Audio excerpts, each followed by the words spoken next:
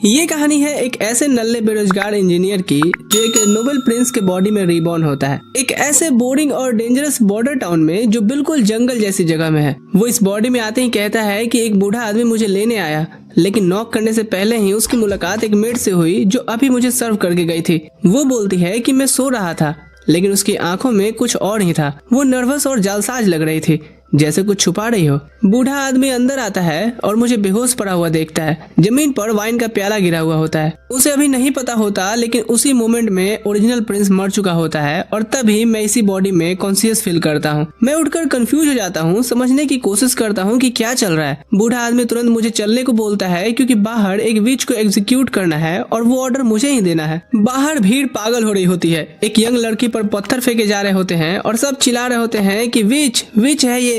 और ऊपर बालकनी में नोबल्स बैठे होते हैं वाइन पीते हुए, जैसे कोई वीआईपी शो देख रहे हो। तब मुझे रियलाइज होता है कि मैं एक प्रिंस बन चुका हूँ। मैं काम एक्ट करता हूँ, रूम में घूमता हूँ और फ्लोर पर वो जहरीला पॉइजन वाइन देख करके मुझे समझ आ जाता है कि किसी ने ओरिजिनल प्रिंस का खेल खत्म कर दिया है। जब मैं बाहर आता हूँ तो मैं शॉक्ड हो जाता हूँ। सब लोग मुझसे विच को हैंग करने का ऑर्डर मांग रहे होते हैं। बीच भीड़ में मेरी नजर उस मेड पर पड़ती है जो चौंक कर मुझे देख रही होती है, क्योंकि प्रिंस अभी भी जिंदा है, यानी मैं जिंदा हूँ। मैं विच को देखता हूँ, वो बस एक यंग लड़की है। ये सब कुछ अब मुझे पागल कर रहा था। मैं चिल्लाना चाह रहा था, लेकिन एक प्रिंस बन करके एक्ट कर रहा हूँ। मैं इस चीज को डिले करने का ऑर्डर देता हूँ, पर रॉयल नाइट तुरंत मना कर देता है। कहता है कि ऐसा नहीं हो सकता। एक बार विच आइडेंटिफाई हो जाए तो उसे तुरंत मारना ही पड़ता है, वरना और विचेस आ जाएंगी। तब मैं कहता हूँ कि और विचेस आना बुरी बात क्यों है, सब एक साथ आएंगी तो हम सबको एक साथ पकड़ लेंगे। नाइट फ्रीज हो जाता है। उसे ऐसा लगता है कि ये बहुत ब्रेवरी डिसीजन है और ट्रायल पोस्टपोन हो जाता है। बाद में मैं कैरेज में वापस आ रहा होता हूँ और बिना जाने कि मैं उसी मेड के पास बैठा होता हूँ जिसने मुझे जहर दिया था, और वो भी इनोसेंट एक्ट कर रही होती है। मेंशन पहुंचकर मैं रूम में जाकर के सब प्रोसेस करता हूँ।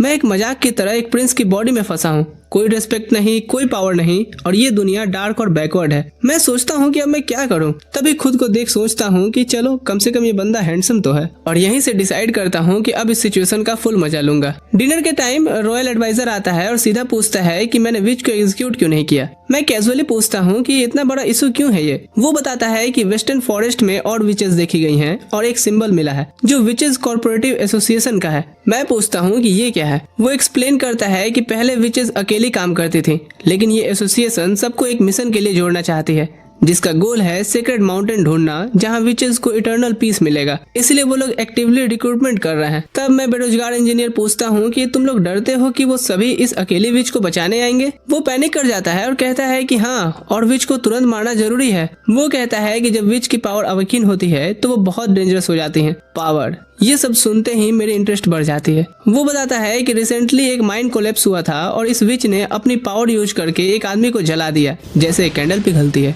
ये सुनकर मैं डिसाइड करता हूँ कि मुझे उस विच को खुद देखना है। बूढ़ा आदमी ये सुनकर के शॉक्ड हो जाता है। मैं पूछता हूँ कि लटकने की जगह उसे जलाया क्यों नहीं जा रहा, तो एडवाइजर कहता है क्योंकि वो आग से नहीं डरती। मॉडर्न वर्ल्ड में आने की वजह से अब मुझे ये सब फैंटेसी नॉनसेंस लगती है, लेकिन फिर भी मैं डंजन की तरफ चल देता हूँ।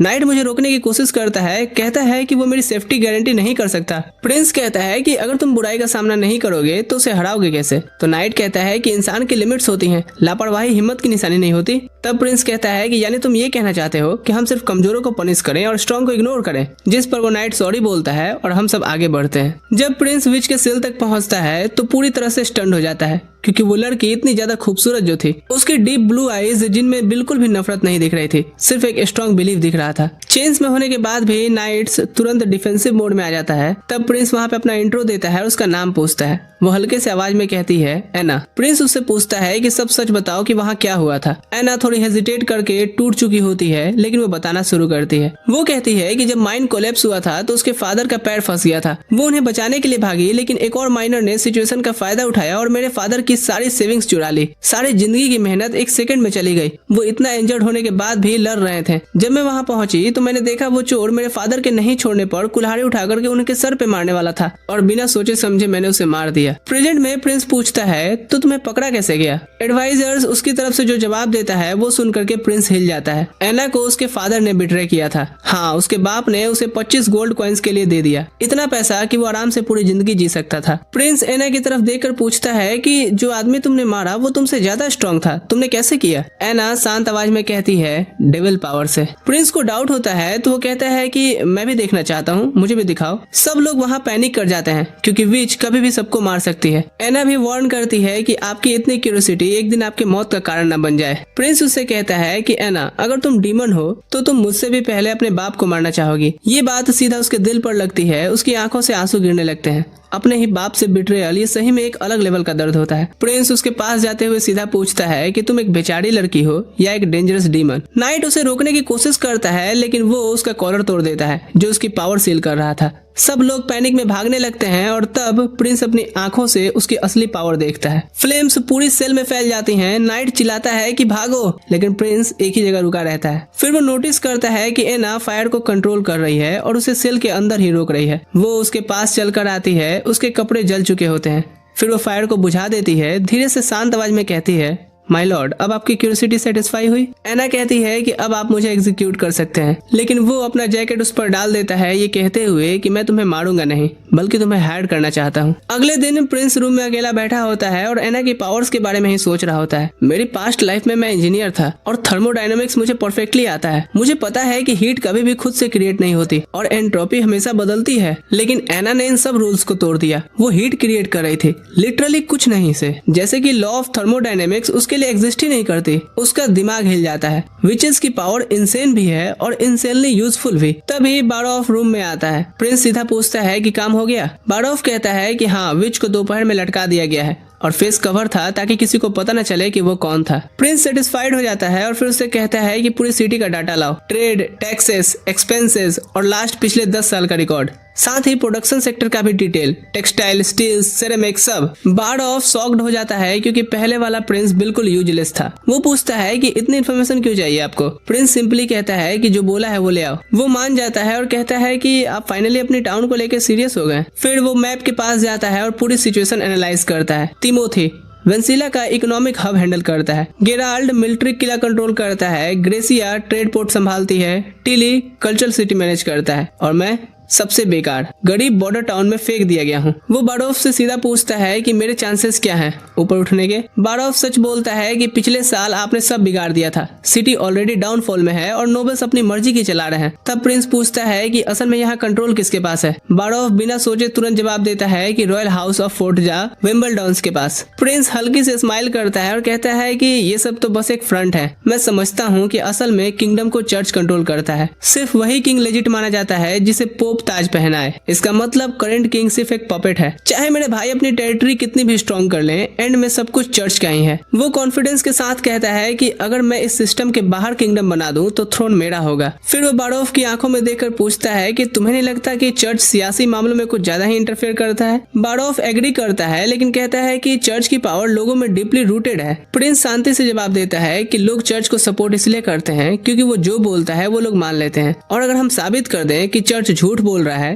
तो लोग उनका सपोर्ट करना बंद कर देंगे। और तुम्हें पता है कि सबसे बड़ा प्रूफ क्या होगा? ये दिखाना कि विचेस बूढ़ी नहीं होती हैं। यहाँ बारोफ समझ जाता है कि यही असल रीजन था एना को बचाने का। प्रिंस उससे सीधा कहता है कि अगर मैं जीत गया तो तुम असिस्टेंट से बढ़ करके मेरा राइट हैंड बन सकते हो। उस दिन के बाद से बारोफ ने कभी मेरे डिसीजंस पर सवाल नहीं उठाए। नाइट उससे चिंता में कहता है कि अगर नोबल्स को पता चल गया कि हम विच को छुपा रहे हैं तो प्रॉब्लम होगी, लेकिन बारोफ उस बात को इग्नोर कर देता है। उधर एना गार्डन में अकेली होती है, अपनी सोच में डूबी हुई। उसने प्रिंस के साथ इक्वल कॉन्ट्रैक्ट साइन किया होता है और बारोफ बताता है कि उसे 1 गोल्ड कॉइन पर मंथ मिलेगा। एना शॉक्ड हो जाती है क्योंकि इतना पैसा उसके फादर साल भर में भी नहीं कमा पाते थे। वो दरअसल समझ नहीं पा रही थी कि मैं उससे चाहता क्या हूँ। उसके लिए विच होना मतलब दुष्ट, शैतानी और कर्स्ड होना है। तभी प्रिंस वहाँ आता है, उसे रियलिटी में खींचता है। वो उसे सॉरी बोलता है कहते हुए कि इतना सब होने के बाद तो उसे रेस्ट मिलना चाहिए था। एना पूछती है कि आपने मुझे बचाया क्यों और ये कॉन्ट्रैक्ट किस लिए है? प्रिंस उससे कहता है कि आओ चलते हुए बात करते हैं। चलते वक्त एना फिर से कहती है कि उसने किसी को मारा है, उसे पनिशमेंट मिलनी चाहिए, उसे मर जाना चाहिए। प्रिंस शांति से कहता है कि तुमने वो सेल्फ डिफेंस में किया, लेकिन एना नहीं मानती, कहती है कि मैं बुरी हूँ और ये पाप कभी नहीं मिट सकता। तब प्रिंस उसे एक फूल तोड़ करके देता है, पर जैसे ही वो कहता है कि ये फूल जहरीला है, एना तुरंत उसे गिरा देती है। वो मुस्कुराते हुए कहता है कि ये बस झूठ था, ये जहरीला नहीं है, फूल भी सेम है, सिर्फ तुम्हारी सोच बदली। विचेस की पावर के साथ भी ऐसा ही है, ना वो अच्छी है ना बुरी, बस वो है। सब सिर्फ लोगों की सोच है और सोच बदली जा सकती है। एना रो पड़ती है, कहती है कि पावर्स खतरनाक होती हैं। एक हल्की सी मिसअंडरस्टैंडिंग और वो सबको हर्ट कर सकती है। प्रिंस उसे फोर्स नहीं करता, बस कहता है कि अगर तुम मरना चाहती हो तो मैं नहीं रोकूंगा, लेकिन मरने से क्या सब ठीक हो जाएगा? तुम्हारे फादर तक विचेस से नफरत करते हैं, क्या ये तुम्हें सही लगता है? तुम्हारी जिंदगी वापस नहीं आएगी। फिर वो उसे सबसे बड़ा ऑप्शन देता है कि मेरे साथ एक नई दुनिया बनाने में मदद करो जहाँ विचेस फ्री हो। एना फ्रीज हो जाती है। वो हल्के से कहती है कि मैं भी किसी को हर्ट नहीं करना चाहती, मैं बस जीना चाहती हूँ, पढ़ना, कुछ सीखना, शायद खुलकर गाना, एक नॉर्मल लाइफ। वो पूछती है कि क्या वो ये जो सब सपने दिखा रहा है एक दिन सच में आएगा? वो हाथ बढ़ाते हुए कहता है कि हाँ, लेकिन साथ में काम करना पड़ेगा। उस दिन तक वो मुझे नहीं जानती थी,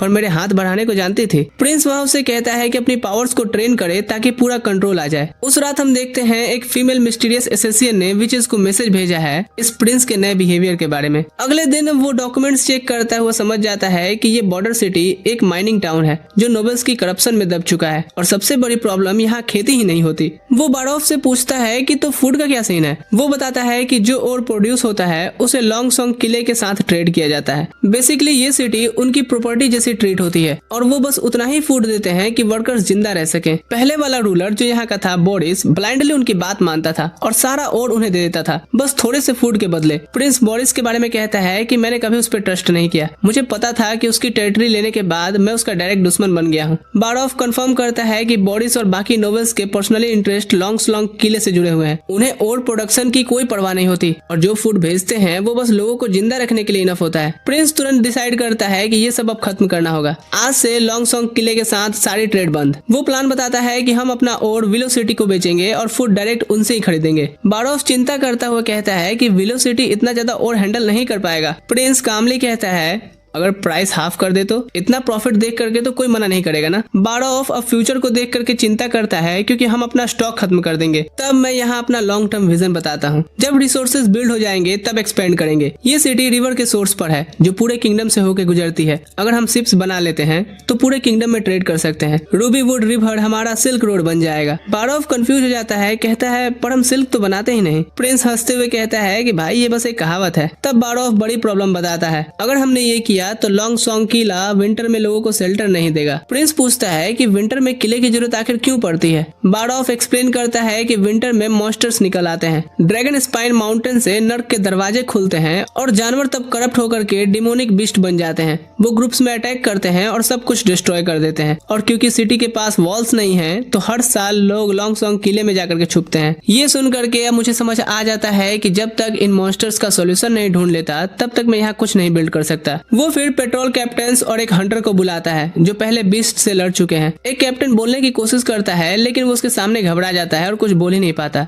दूसरा कैप्टन आगे आता है और बताता है कि ऑटम के एंड पर हम फॉरेस्ट मॉनिटर करते हैं, जैसे ही बीस्ट का साइन मिलता है हम सिग्नल फायर जलाते हैं और रूबी वुड रिवर के थ्रू सब लोग लॉन्ग सॉन्ग किले में भाग जाते हैं। प्रिंस पूछता है कि रिवर के दूसरी तरफ अटैक होता है क्या। वो कहता है कि नहीं, रिवर डीप है और करेंटली स्ट्रॉन्ग है और हिस्ट्री में कभी किसी बीस्ट ने इसे क्रॉस नहीं किया। तब प्रिंस पूछता है कि ये डिमोनिक पीरियड कितना होता है। वो कहता है कि 2-3 महीने, जब तक आसमान साफ और बर्फ हट नहीं जाती। लेकिन पिछले साल ये 4 महीने तक चला था और बहुत लोग तो भूख से मर गए थे। प्रिंस पूछता है कि किले के अंदर होते हुए भी लोग भूख से कैसे मरे। वो बताता है कि फूड ओर के हिसाब से मिलता है। 3 महीने तक राशन तो चल जाती है लेकिन चौथे मंथ में और खत्म हो जाता है और क्योंकि वापस सिटी जाकर के माइनिंग नहीं कर सकते तो लोग किले के अंदर ही भूख से तड़प कर मर जाते हैं। यहाँ तक अब मुझे क्लियर हो गया था कि लॉन्ग सॉन्ग किला लॉन्ग टर्म ऑप्शन है ही नहीं। फिर वो हंटर आगे आता है और कहता है कि उसने 2 बीस्ट मारे हैं, एक म्यूटेंट बियर और एक म्यूटेंट वुल्फ। वो एक्सप्लेन करता है कि ये बस करप्टेड एनिमल्स होते हैं और जितना स्ट्रॉन्ग एनिमल होता है उतना ही डेंजरस बीस्ट बन जाता है। वुल्फ और फास्ट हो जाता है, बियर की स्किन इतनी हार्ड हो जाती है कि क्रॉसबो भी छेद नहीं सकता। प्रिंस उसे पूछता है कि पर ये तो आखिर एनिमल्स ही है ना। हंटर एग्री करता है लेकिन वार्न भी करता है हाइब्रिड बीस्ट भी होते हैं,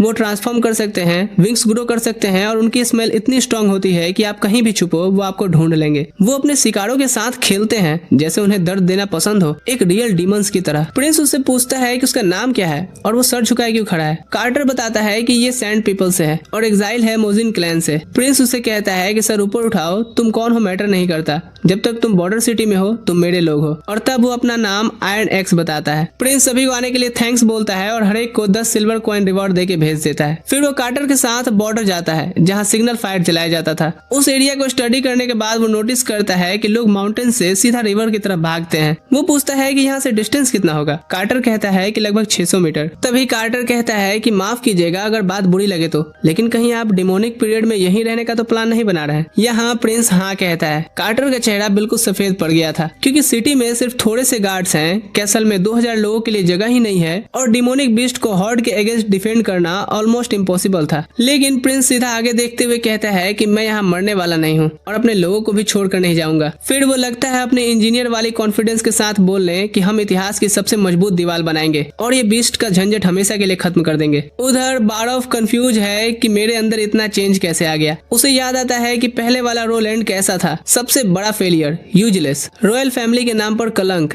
ऐसा बंदा जिसे अपने भाई भी इग्नोर करते थे, एक ऑकवर्ड और अनइम्पोर्टेंट पर्सन जिसे कोई भी सीरियसली नहीं लेता था। और बारॉफ ने प्रिंस के अंदर काम करना इसलिए स्टार्ट किया था क्योंकि किंग ने प्रॉमिस किया था कि उसे फाइनेंस मिनिस्टर बनाया जाएगा। लेकिन अब बारॉफ को मेरा ये बदलाव देख करके सोच में पड़ गया है कि गुरु आखिर इस बंदे के साथ आखिर हुआ क्या है, क्योंकि एना को बचाने के बाद से मैं पूरा बदल जो गया हूँ। एक रात में ही मैं स्मार्ट, स्ट्रेटेजिक और इंटेलिजेंट बन गया। मैं ऐसे कॉन्सेप्ट बोल रहा हूँ जो बारॉफ ने कभी सुने भी नहीं थे, जैसे सिल्क रोड और भी सारी चीजें। मैं चर्च को एनिमी मान रहा था और लॉन्ग टर्म की प्लानिंग कर रहा था। मेरे पास फ्यूचर का फुल प्रूफ प्लान था। बारॉफ को मानना पड़ता है कि मेरी विजन ऑलमोस्ट परफेक्ट है, लेकिन प्रॉब्लम ये है कि अगर हम डिमोनिक पीरियड सरवाइव नहीं कर पाए तो ये सब यूजलेस हो जाएगा और विंटर सिर्फ 3 महीने दूर है और मैं 600 मीटर वॉल बनाने की बात कर रहा हूँ। बारॉफ के लिए ये कम्प्लीटली इम्पॉसिबल लगता है। फिर भी अंदर कहीं न कहीं उसे लगता है कि शायद मैं जो कह रहा हूँ वो कर भी सकता हूँ। उधर कार्टर वर्कर्स को मैनेज कर रहा होता है। लाइमस्टोन लाओ, क्ले लाओ, सबको क्रश करो, मिक्स करो, और एना अपनी फायर मैजिक से मेल्ट कर रही थी। फिर वो उसे कहता है कि इसमें जिप्सम मिलाओ और उसे पाउडर बनाओ।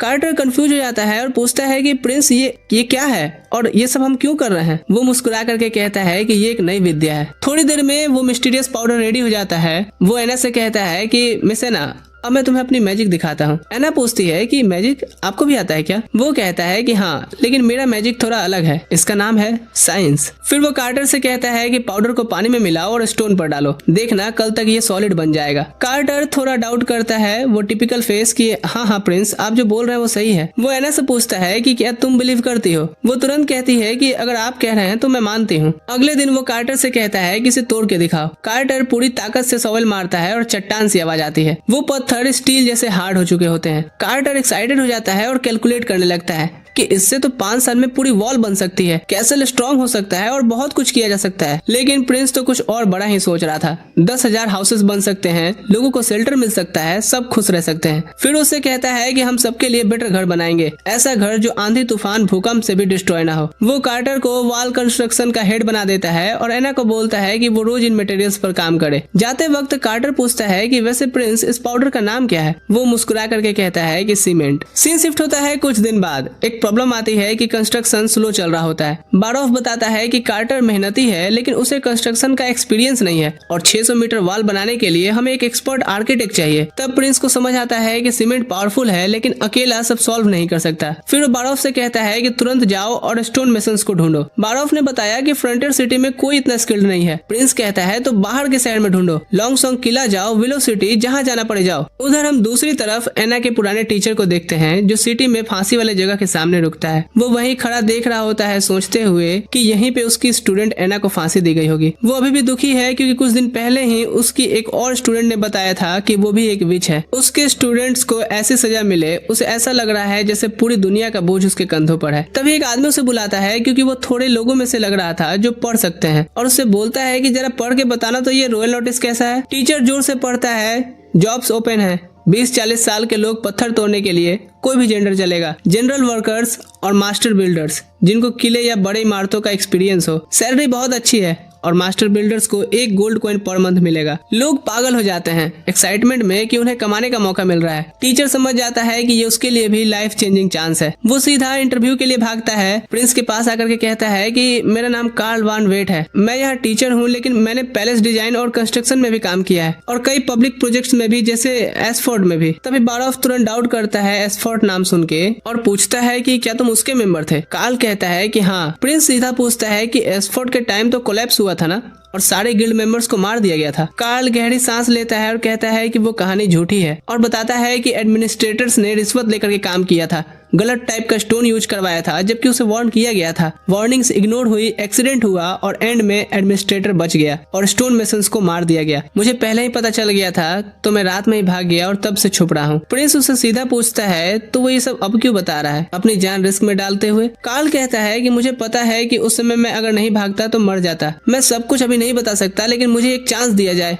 मैं जिंदगी भर स्टोन मेसन रहा हूँ, मुझे सब ठीक करना है। प्रिंस बारॉफ से पूछता है। बारॉफ कहता है कि कानून के हिसाब से ये क्रिमिनल है, इसे मार देना चाहिए, लेकिन अभी के लिए इसे हायर करना ही हमारे लिए बेस्ट होगा। प्रिंस उठते हुए कहता है कि कार्ल, आज से तुम्हारे सारे क्राइम्स माफ, तुम अब से मास्टर बिल्डर हो और एडमिनिस्ट्रेटर ऑफिस में मेंबर भी। कार्ल हैरान हो जाता है, उसे तो लग रहा था कि उसने ये सब बता करके अपनी मौत ही मांग ली हो। प्रिंस उठते हुए मैप दिखाता है कि यहाँ वॉल बनानी है। कार्ल कहता है कि 150 लोगों के साथ तो 3 साल लगेंगे। प्रिंस कहता है कि हमें डिमोनिक पीरियड से पहले खत्म करना है। कार्ल तुरंत फिर प्लान चेंज करता है, हाइट और विड्थ कम करते हैं, 200 लोगों के साथ 1 महीने में फाउंडेशन बन जाएगा। प्रॉब्लम यह है कि स्टोन तोड़ना और लाना मुश्किल काम है। तब प्रिंस उसे बोलता है कि अगर मैं स्टोन टाइम पर दे दूं तो 3 महीने में कंप्लीट कर सकते हो। कार्ल कहता है कि हाँ। तब प्रिंस कहता है कि आओ तुम्हें कुछ मैजिक दिखाता हूँ। कार्ल जब सीमेंट देखता है तो वो लिटरली शॉक्ड हो जाता है। उसकी आंखें बड़ी सी हो जाती हैं और आवाज लड़खड़ाते हुए कि इससे तो स्टोन प्रोसेस करने की जरूरत ही नहीं है, कंस्ट्रक्शन स्पीड भी बहुत बढ़ जाएगी, डेडलाइन इजिली मीट हो जाएगी। वो बहुत एक्साइटेड हो जाता है,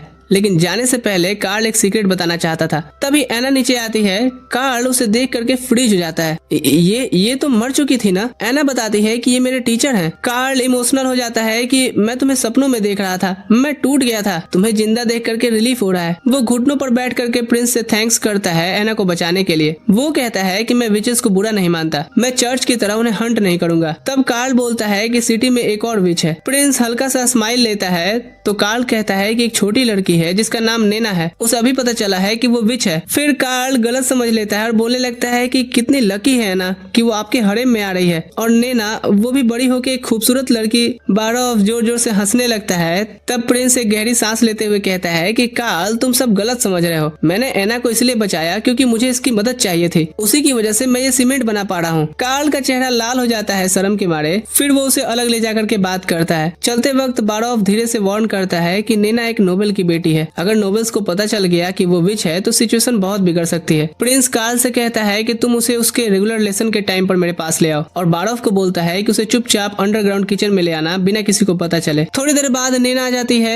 उसके गाल लाल हो रहे होते हैं। साफ पता चल रहा था कि कार्ल ने रास्ते में जरूर से कुछ अजीब बातें बोली होंगी। प्रिंस उसे अपना इंट्रो देता है और कहता है कि यहाँ आके बैठ जाओ, पर वो छोटी बच्ची शर्मीली और थोड़ी सस्पिशियस नजर से देख रही होती है। तब वो लड़कियों पे काम आने वाला अल्टीमेट वेपन यूज करता है, केक पेस्ट्री। नेना ऑलमोस्ट मान जाती है, लेकिन लास्ट सेकंड पर फिर रुक गई थी। तभी एना नीचे आती है और उसे देख करके वो रो पड़ती है। भाग के उसके गले लगती है बड़ी दीदी कह करके। थोड़ी देर बाद एना के साथ बैठी हुई नेना केक पेस्ट्री खा रही होती है, अब बिना गिल्ट के। और इसी मोमेंट में प्रिंस उससे पूछता है कि मुझे पता है कि तुम विच हो, पर ये बताओ कि तुम्हें कैसे पता चला। नेना बताती है कि 1 हफ्ते पहले मुझे एक चिड़िया मिली थी जिसका पैर टूट गया था। मैं उसे बचाना चाहती थी, तब मुझे फील हुआ जैसे मेरे हाथों से कुछ निकल रहा हो, जैसे पानी का चिपचिपा गोला। वो बर्ड के अराउंड रैप हो गया और वो ठीक हो गई। प्रिंस तुरंत समझ जाता है कि नेना की पावर्स हीलिंग है। वो कार्टर को भेजता है इंजर्ड या कोई डेड जानवर ले आने टेस्ट के लिए। नेना थोड़ी नर्वस होती है, लेकिन अपनी पावर्स दिखाती है। प्रिंस एक एक करके टेस्ट लेता है। घाव भर हो सकती थी, कटा हुआ अंग जोड़ सकती थी, लेकिन अगर कोई पार्ट पूरी तरह से खो गया हो तो रीग्रो नहीं कर सकती, और सबसे इम्पोर्टेंट कि मरे हुए को जिंदा नहीं कर सकती।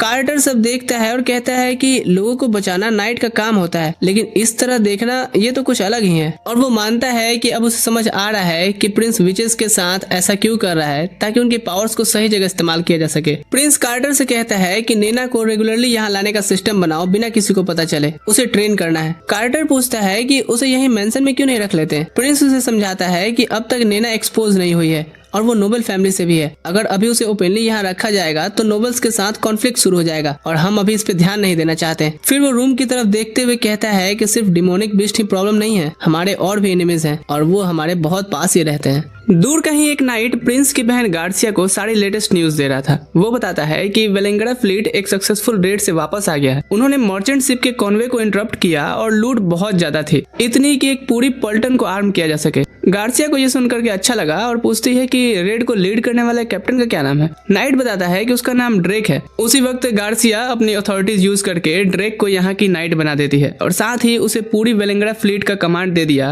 और साथ में रेड का सारा लूट भी। नाइट गार्सिया का कमांड मान लेता है और बोलता है कि ड्रेक और उसके लोग आपकी इस दानशीलता के लिए बहुत ग्रेटफुल होंगे। फिर एक शॉकिंग खबर देता है कि प्रिंस रोलैंड पर हुआ असैसिनेशन अटेम्प्ट बुरी तरह फेल हो गया है। दवा वाइन में मिक्स की गई थी और प्रिंस ने उन्हें पिया भी था, लेकिन वो सिर्फ कुछ सेकंड के लिए सो गया और फिर बिल्कुल ठीक ठाक उठ गया। लेकिन गार्सिया तो प्रैक्टिकल रहती है, बोलती है कि फेलियर मतलब फेलियर होता है और वो कोई एक्सक्यूज नहीं सुनना चाहती। वो वार्निंग देती है कि मैं उस एसेसियन को एक और चांस दूंगी और फिर नाइट से कहती है कि उसकी बहन की कुछ चीजें उसके पास भेजो ताकि वो जल्दी काम खत्म करे। उसके बाद वो नाइट को जाने को कहती है, साथ में ये ऑर्डर देती है कि मास्टर एल्केमिस्ट जो एनबिस है उसको फांसी पे लटका दिया जाए, क्योंकि उसने ही वो पॉइजन दवा बनाई थी जो काम नहीं की। गार्सिया को तो बिल्कुल भी खबर नहीं था कि दवा तो एक्चुअली परफेक्ट काम की थी और असली रोलैंड तो कब का मर चुका है और अब एक बेरोजगार इंजीनियर ने उसकी बॉडी को टेक ओवर कर लिया है। अगले दिन लॉन्गसोंग किले का एम्बेसडर बॉर्डर सिटी मिनरल्स लेने के लिए आता है और क्या देखता है कि विलो सिटी का एक शिप किनारे पर फूड अनलोड कर रहा है। इधर बारॉफ प्रिंस को सब अपडेट देता है, बताता है कि सिटी वॉल का कंस्ट्रक्शन स्मूथली चल रहा है और मास्टर वान ने गारंटी दी है कि प्रोजेक्ट टाइम पर कंप्लीट हो जाएगा। साथ ही ये भी बताता है कि विलो सिटी से खरीदा गया फूड शिप से होकर के किनारे पर आ चुका है और क्वांटिटी इतनी है कि पूरे शहर को विंटर तक खिलाया जा सके। फिर बारॉफ बहुत टेंशन में कहता है कि सब कुछ तो ठीक लग रहा है, लेकिन बजट का क्या।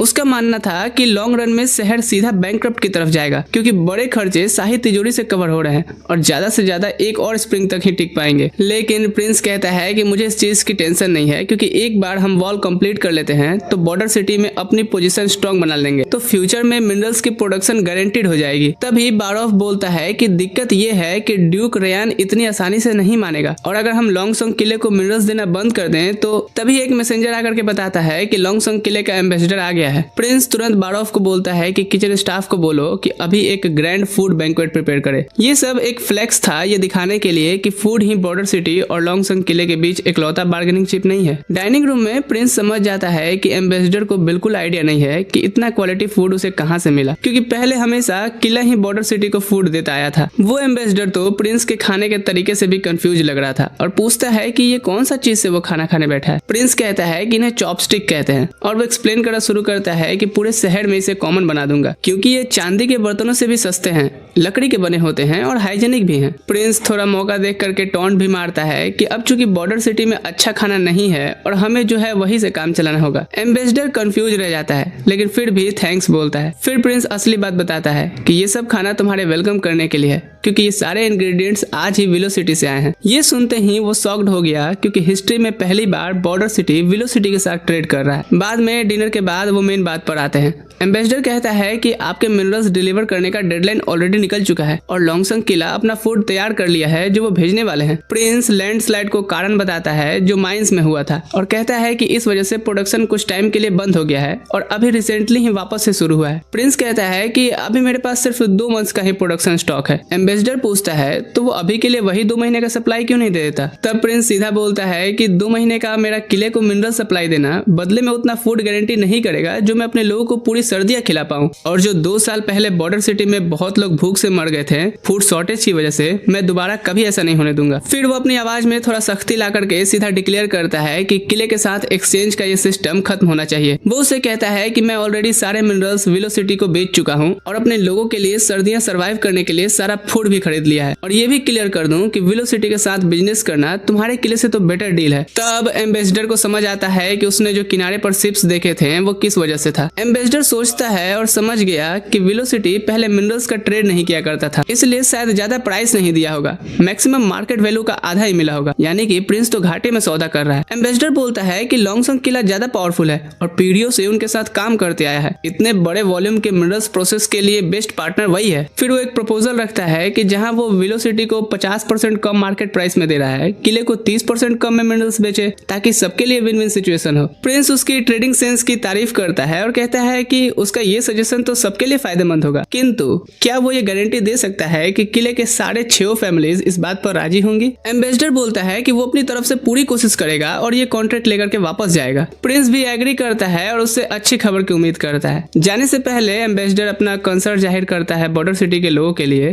कहता है कि डीमन सीजन सिर्फ 2 मंथ दूर है और किले की तरफ जाने का सफर लंबा और खतरनाक होगा। प्रिंस मुस्कुराकर बोलता है कि अब मैं अपने लोगों को किला नहीं भेजूंगा, बल्कि एक वॉल बनाऊंगा और खुद लीड करके डिमोनिक बीस्ट का सामना करूंगा, जिससे कि बॉर्डर सिटी फोर्टिसेंजा किंगडम का नया फ्रंटियर बने। एम्बेसडर अपने घोड़े पर बैठकर वापस चला जाता है एक क्लियर गोल के साथ कि इस डील से सबका भला हो। प्रिंस वाइन पीते हुए सोच रहा था कि नोबल्स का माइंडसेट कैसा होता है, और वो ये भी जानता है कि चाहे एम्बेसडर कितनी भी अच्छी इंटेंशन दिखाने की कोशिश कर ले, किले के 6 फैमिलीज कभी एग्री नहीं करेगी। इधर एम्बेसडर ड्यूक रैन से मिलता है और सब कुछ बताता है। नोबल्स हंसने लगते हैं और कहते हैं कि एक छोटी सी वॉल सबको मरवा देगी। रैन बोरिस से पूछता है कि वो वॉल के बारे में कितना जानता है, लेकिन वो तो कोई यूज किया हुआ पैम्पर पैंट्स होता है। फिर ड्यूक उसी एम्बेसडर पेट्रोव से पूछता है उसके थॉट्स क्या है इस बारे में। पेट्रोव कहता है कि रोलैंड का प्लान है कि ट्रेड करेंसी से हो, ना कि फूड से। वो कहता है कि 30% कम प्राइस पर मिनरल्स लेना भी हमारे लिए प्रॉफिटेबल होगा और लॉन्ग टर्म में डेमोनिक बीस्ट से फाइट का खर्चा भी कम होगा और साथ ही हमें फार्मिंग के लिए लैंड भी मिलेगा। वो ये भी बोलता है कि वैसे भी रॉयल हुक्मनामे के अनुसार रोलैंड तो 5 साल तक ही गद्दी पर है, तब तक वो एक स्ट्रॉन्ग सिटी छोड़ जाएगा, इसलिए वो सजेस्ट करता है कि रोलैंड की हेल्प की जाए और मिनरल्स कम प्राइस पर ले लिए जाए। जो सुन तो नोबल्स हंसने लगते हैं। ड्यूक रैन कहता है कि आइडिया अच्छा है, लेकिन ये सिर्फ एक मर्चेंट की सोच हो सकती है। वो कहता है कि मर्चेंट सिर्फ प्रॉफिट देखते हैं, लेकिन एक ड्यूक वो सिर्फ प्रॉफिट लॉस सोच करके टॉप पर नहीं पहुंचा है, और वो कभी किसी ऐसे आदमी से डील नहीं करेगा जिसे वो कंट्रोल नहीं कर सकता। वो कहता है कि उसके रूल को जो नहीं माने उसे पनिशमेंट तो मिलेगी। वैसे भी मुझे बॉर्डर सिटी की परवाह नहीं, क्योंकि उसके लिए सिर्फ टेरिटरी मैटर करती है। अगले दिन सब लोग बॉर्डर सिटी के सेंटर में इकट्ठा होते हैं। प्रिंस एक स्पीच दे रहा होता है जो सबकी जिंदगी बदलने वाली होती है। वो कहता है कि माइन कोलैप्स की वजह से लॉन्गसंग किले ने फूड भेजने से मना कर दिया है और हमें छोड़ दिया गया है मरने के लिए, जैसे पहले भी हुआ था। साथ ही एस्ट्रोटॉक वाले पंडित जी ने बताया है कि इस बार डीमन मंथ्स 4 महीने से भी ज्यादा चलेगा, और अगर कुछ नहीं बदला तो 2 साल पहले वाली वही ट्रेजेडी होगी, या फिर उससे बुरी भी हो सकती है। ये चीज सबको उनके खोए हुए फैमिली मेंबर्स की याद दिलाती है और सब लोग उदास और गुस्से में आ जाते हैं। फिर प्रिंस कहता है कि मैंने विंटर के लिए इनफ फूड खरीद लिया है, ब्रेड, मिल्क, मीट, चीज और बहुत कुछ भी, और मैं खुद की कसम खाता हूँ कि वैसी दोबारा ट्रेजेडी नहीं होने दूंगा। सब लोग उसे चीयर करने लगते हैं उसका नाम लेकर के। आगे प्रिंस कहता है लेकिन इस वजह से हमने लॉन्गसंग किले को ऑफेंड कर दिया है और उन्होंने धमकी दी है कि वो विंटर में हमें शेल्टर नहीं देंगे। लेकिन घबराने की बात नहीं है, जैसा कि आप सब देख रहे हो ना, मैं सिटी के वेस्ट में एक स्ट्रॉन्ग वॉल बना रहा हूँ और ये गारंटी देता हूँ कि वो जो भी डेमोनिक बीस्ट है वो मामूली जानवर से ज्यादा स्ट्रॉन्ग नहीं है। वो ना वाल चढ़ सकते हैं, ना ही पत्थर तोड़ सकते हैं। फोर्टना किंगडम के प्रिंस के नाम पर, जिसके पास ताकत और हिम्मत है अपने घर को बचाने की, वो अपने वेपन्स उठाएं और मिलिशिया ज्वाइन करें। हर मिलिशिया मेंबर को महीने के 25 सिल्वर कॉइन्स मिलेंगे, और अगर कोई बैटल में मर गया तो उसकी फैमिली को 5 गोल्ड कॉइन्स कंपनसेशन के तौर पे। फिर वो चाबुक जैसा सवाल मारता है, तो बताओ क्या तुम लॉन्गसंग किले के गंदे झुग्गियों में छुप करके भूख से मरना चाहोगे, या ठंड के बिना यहाँ इज्जत से मरना चाहोगे, या फिर मेरे साथ लड़ना चाहोगे, अपने दोस्तों और परिवारों को बचाना चाहोगे और आखिर सांस तक बॉर्डर सिटी डिफेंड करोगे? सब लोग जोर से चीख कर बोलते हैं हम लड़ेंगे। बाद में वो कार्टर, एना और नैना के साथ बैठा होता है और कार्टर से पूछता है उस शिपमेंट का क्या हुआ। कार्टर कहता है पहुंच गया है, लेकिन प्रिंस आपको इतना पाउडर्ड स्नो और आइस क्यों चाहिए? वो कहता है ये मेरे नेक्स्ट एक्सपेरिमेंट के लिए है। रात में वो अपने रूम में एक ग्लास वाइन से भरा हुआ देखता है। जैसे ही वो पीने वाला होता है, खिड़की पर एक पत्थर आके लगती है। वो चेक करने जाता है और एक औरत तुरंत से उसकी गर्दन पर चाकू रख देती है। वो डर के जम जाता है, सोचता हुआ कि आखिर असैसिन कामयाब हो ही गया, लेकिन वो उसे आगे की तरफ धक्का देकर कहती है हम दुश्मन नहीं है ना? तब प्रिंस की नजर उसके कपड़ों के सेक्रेड माउंटेन के सिंबल और मैजिक आई पर जाती है। वो तुरंत समझ जाता है कि ये कोई विच एसोसिएशन से लग रही है। वो कहती है कि वेल रीडेड गाय लगते हो। फिर वो हुडी हटाकर अपना नाम बुलबुल बताती है। प्रिंस तो बुलबुल की खूबसूरती देखकर हैरान होता है और समझ जाता है कि वो एक विच ही है। फिर पूछता है कि अगर उसका मारने का इरादा नहीं है तो वो यहाँ क्या कर रही है? बुलबुल पहले तो उसे थैंक्स बोलती है एना और नैना को बचाने के लिए। फिर कहती है कि जब मुझे पता चला कि एक विच विच को पकड़ा गया है तो मैं उसे बचाने आई थी, लेकिन ये जानकर कि प्रिंस ने उसे नहीं मारा मुझे हैरानी हुई। फिर वो एक हफ्ते तक नैना को ऑब्जर्व करती रही और उसे पता चला कि वो भी एक विच है। वो कहती है कि देखो ये तो मुझे नहीं समझ आता कि तुम विचेस को मॉन्स्टर क्यों नहीं मानते,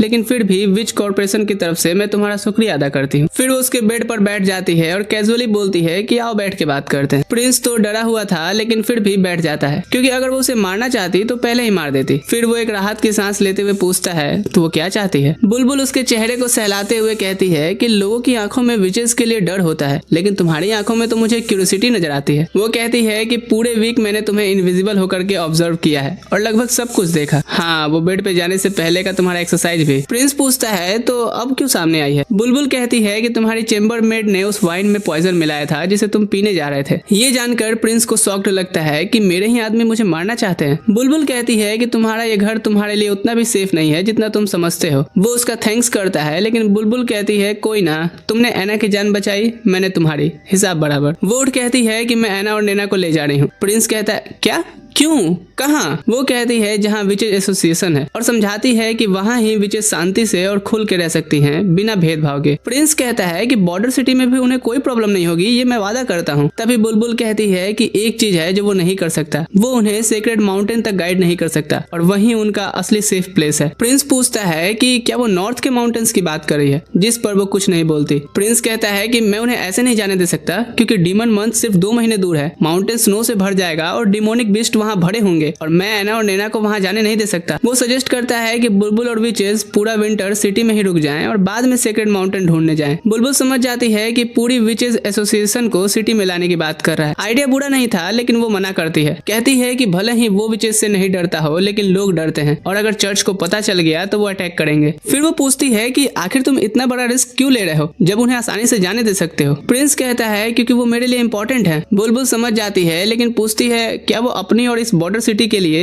ऐना की जान खतरे में डालेगा। प्रिंस कंफ्यूज होकर पूछता है कि क्या मतलब है तुम्हारा। वो बताती है कि जब विच 18 साल की होती हैं तो उनकी लाइफ का सबसे बड़ा टेस्टिंग फेज आता है। ज्यादातर विचेस डीमन मंथ्स में अवेकिन होती हैं और जो 18 से पहले अवेकिन नहीं होती वो कभी रियल विच नहीं बन पाती, और जो हो चुकी होती हैं उन्हें हर साल अपने अवेकनिंग के दिन डेमोनिक पोजीशन झेलना पड़ता है। उनकी बॉडी पूरी लिमिट तक पुश हो जाती है, खून स्किन से निकलता है, आंखें बाहर आ जाती हैं और अगर वो इस दर्द को सर्वाइव कर जाएं तो फिर उनका शरीर 4-5 दिन में रिकवर हो जाता है। लेकिन अगर वो नहीं कर पाई तो उनकी बहुत ही दर्दनाक मौत होती है। बॉडी के अंदर सब कुछ मिक्स होकर बाहर आ जाता है और ब्लैक मिस्ट बन जाता है और अंत में सिर्फ जल चुकी स्किन बचती है। वो कहती है कि बहुत सी विचेस 18 साल पर ही मर जाती हैं, इसलिए लोग उन्हें शैतान समझते हैं और ऐना भी उस एज पर पहुंच रही है, इसीलिए एसोसिएशन में ही उसके बचने के चांसेस ज्यादा हैं। वो कहती है कि मैं जानती हूँ कि ऐना और नैना तुम्हारे काम के लिए इंपॉर्टेंट है, लेकिन वो चाहती है कि पहले उन्हें जीने का चांस तो मिले। इस पर वो एग्री कर जाता है क्योंकि ऐना को अगर कुछ भी हुआ तो वो खुद को कभी माफ नहीं कर पाएगा और वो थैंक्स बोल करके गायब हो जाती है। फिर प्रिंस ऐना के रूम में जाता है और सब बताता है,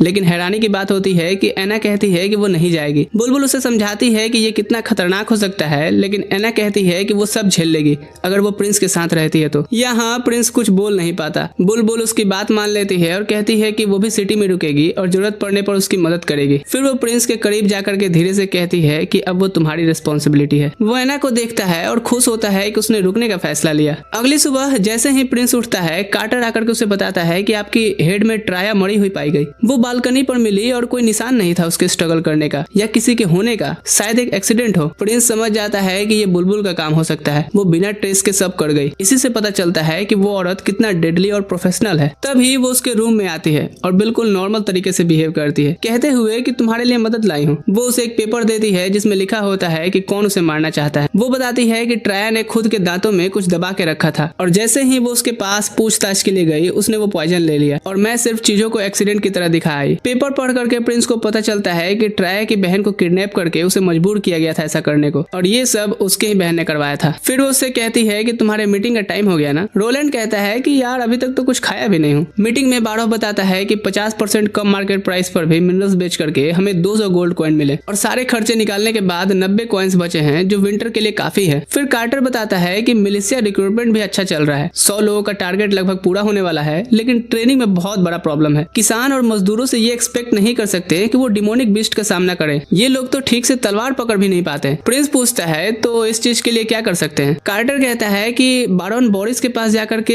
हेल्प लिया जाए तो कैसा रहेगा। प्रिंस कहता है कि अच्छा आइडिया है, जिससे कार्टर खुश हो जाता है और कहता है मैं जाने की तैयारी करता हूँ। उसके जाने के बाद बारोफ बोलता है कि कार्टर नोबिलिटी जैसे काम को बिल्कुल भी नहीं समझता और अभी भी बहुत भोला है। प्रिंस कहता है कि हाँ ये तो मैं मानता हूँ, मैं सिर्फ कार्टर को खुश करने के लिए हाँ बोला, क्योंकि मुझे भी पता है कि बारोन बोरिस कुछ मदद नहीं करने वाला। बारोफ कहता है कि लोगों के पास कॉम्बैट एक्सपीरियंस नहीं है और तलवार और शील्ड्स भी कम है, तो बहुत लोग क्या बिना वेपन्स के लड़ेंगे। प्रिंस कहता है कि चिंता मत करो चाचा, कोई भी बिना वेपन के नहीं लड़ेगा। फिर वो एक नई चीज का ब्लूप्रिंट निकालता है, ये कहते हुए कि ये चीज दुनिया को बदल देगी। बाद में एना के साथ वो उसकी फायर मैजिक के थ्रू प्रोजेक्ट पर काम कर रहा होता है। उसे कहता है कि फ्लेम को फिंगर टिप पर फोकस करो और उसे ब्लो टॉर्च बना दो, लेकिन इससे वो थक जाती है, उसके बाहों में गिर जाती है, फिर धीरे से शर्माकर हटती है। वो पूछती है कि आखिर वो क्या बना रहा है। प्रिंस कहता है कि जल्द ही पता चल जाएगा और ये चीज एक नया एरा शुरू करेगा। रात को बुलबुल आती है और उसके बनाए ड्राफ्ट्स दिखाती है जो अब उसने ले लिए हैं। कहती है कि ये तो हमारे एसोसिएशन के लिए काफी यूजफुल होगा। प्रिंस कहता है कि रख लो, मैं दोबारा बना लूंगा। फिर वो कहती है कि मैं तो एना से जेलस हूँ, क्योंकि कोई है जो उसे जेंटली ट्रीट करता है और उस पर भरोसा करता है। वो कहती है कि मैंने भी बहुत टाइम से किसी पर भरोसा नहीं किया या किसी का भरोसा नहीं जीता, और उसे देख के ऐसा लगता है कि जैसे उसके अंदर कुछ बदल रहा हो। अगले दिन प्रिंस और कार्टर बारोन बोरिस के पास जाते हैं। कार्टर उसके महल की तारीफ करता है जो बहुत महंगा दिख रहा था। वहाँ बोरिस फेक तरीके से वेलकम करता है। प्रिंस सीधा मुद्दे पे आता है कि उसकी मिलिशिया को कुछ इंस्ट्रक्टर्स, वेपन्स और फाइटर्स चाहिए, जिससे वो बॉर्डर सिटी को प्रोटेक्ट करेगा। बोरिस एक्सक्यूज देता है कि उसके लोग हंटिंग करके थके हुए हैं। फिर वो एक बॉक्स देता है कहते हुए कि मैं इतनी मदद कर सकता हूँ। कार्टर खोलता है तो उसमें सिर्फ 1 गोल्ड कॉइन होता है। कार्टर तो गुस्से से भर आता है, लेकिन प्रिंस शांति से उठकर उसका थैंक्स करता है और वहाँ से चला जाता है।